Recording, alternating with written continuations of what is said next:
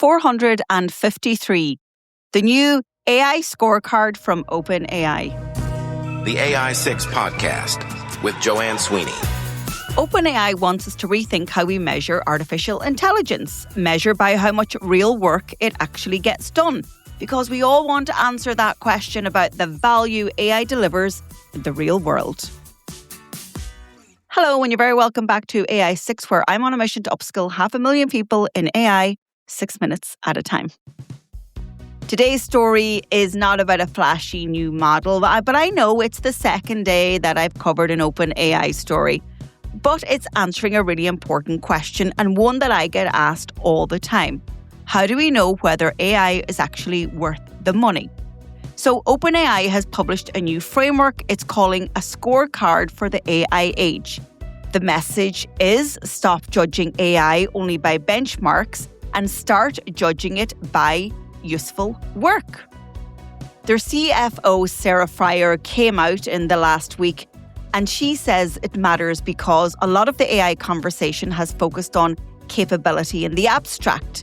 You know, how smart is the model? How does it compare to the main competitors? How many parameters does it have? How good is it on a test? But really, for organizations, companies, governments, and those working in public service, the real question is much more practical. Did it help someone finish real work? And did it do so at a sensible cost? And are we getting a measurable return for our investment, whether that's time to learn or also our subscription costs? So OpenAI Scorecard looks at 4 things. First, how much useful work AI gets done. Second, what a successful task actually costs. Third, how often the system gets the work right. And fourth, whether the value per dollar or euro improves as usage scales. So this is a shift from how impressive is the model to how much does it help in the real world? What is its impact? Because we know there are many studies that are pointing out the gap between the demo value and the deployment value. Plenty of systems look brilliant in a controlled demo and then get messy when they are actually used in the real world. I'm building govcoms.ai, and that's one of the founding principles of this platform. And my vision is that it will materially return time back to busy, overworked, under-resourced communications professionals working in government and public sector. It will help scale real-time, factual, trusted comms in the public interest. And so I've decided to take the methodology from OpenAI and to code something for my own business and for govcoms.ai where I can actually get my clients to measure the return on investment of AI in the real world. And the scorecard is just not useful for CFOs. It's useful for anyone trying to work out whether AI is delivering actual productivity or just producing expensive hype around this technology.